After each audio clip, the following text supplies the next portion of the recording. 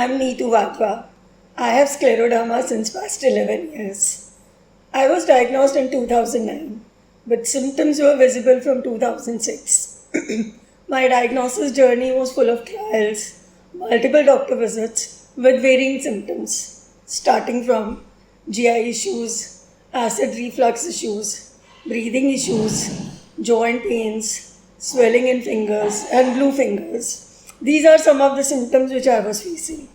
Since no doctor could correlate all the symptoms, I was once told by a doctor that I might have started having mental health issues since nothing seems wrong with me and I am just overreacting on small things.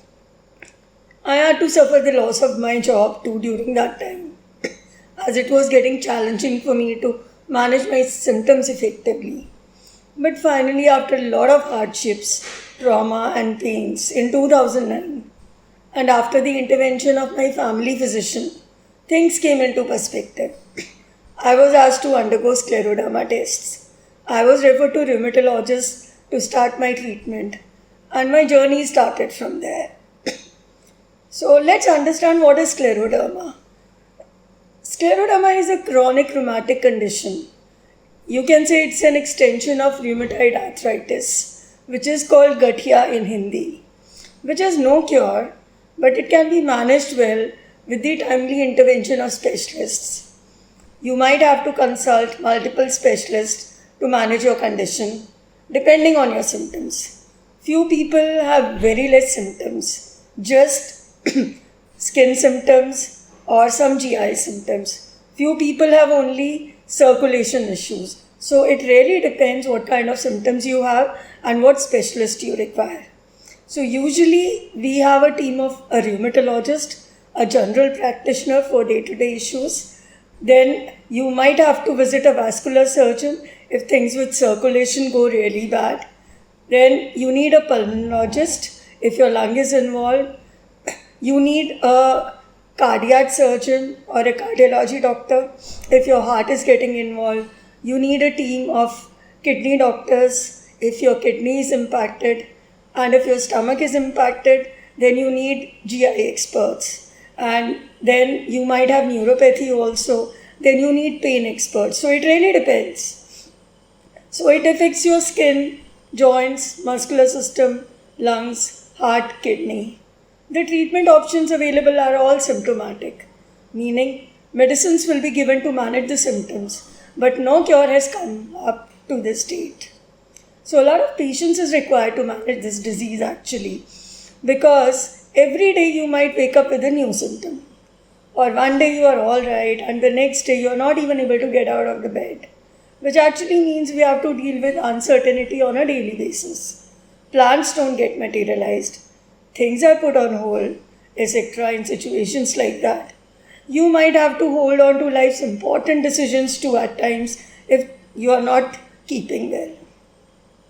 So, how has it been living with scleroderma for me? See, my journey has been filled with ups and downs in past 11 years.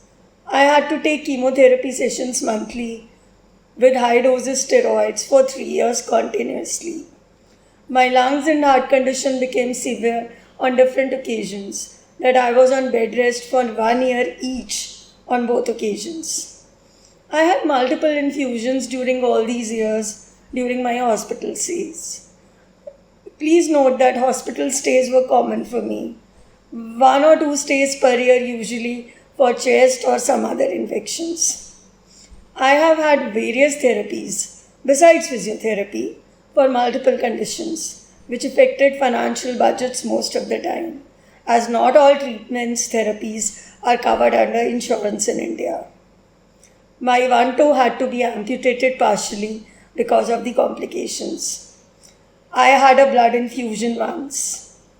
I started with 1 to 2 hours of oxygen initially. Gradually it got increased, and now I'm dependent on oxygen support 24/7. Physically, it's difficult for me to do chores. I have to use a wheelchair if I have to walk for more than 8-10 steps. I had to leave my career as IT professional after 13 years, which had multiple break anyways because of the various complications. I made a conscious decision to stay single because of the progression of the disease and the way it started taking mobility out of my life, which was my biggest concern. The medical community is still not versed with autoimmune diseases. Not every doctor understands complications of scleroderma, and we have to be in touch with multiple specialists, which becomes challenging at times. And all the more if they don't belong to the same institution, because coordination becomes a big task. People around you don't understand the uncertainty of this disease. You have to cancel plans last minute, or you might take longer to get over the fatigue of the exertion which you did a couple of days back, or any other secondary illness which is difficult for people to fathom. There was no awareness when I was diagnosed.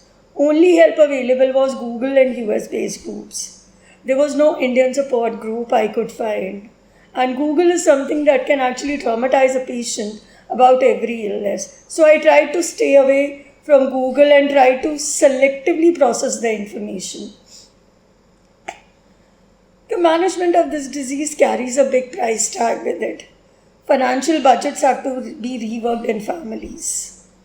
The social stigma attached to this disease, as it comes with physical changes, your face changes, your body image changes. But also for a lot of patients, there would be no outside symptoms.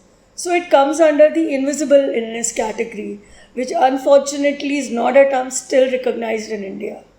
Till the time I came on oxygen, I was in invisible illness category where nobody could say that I am ill.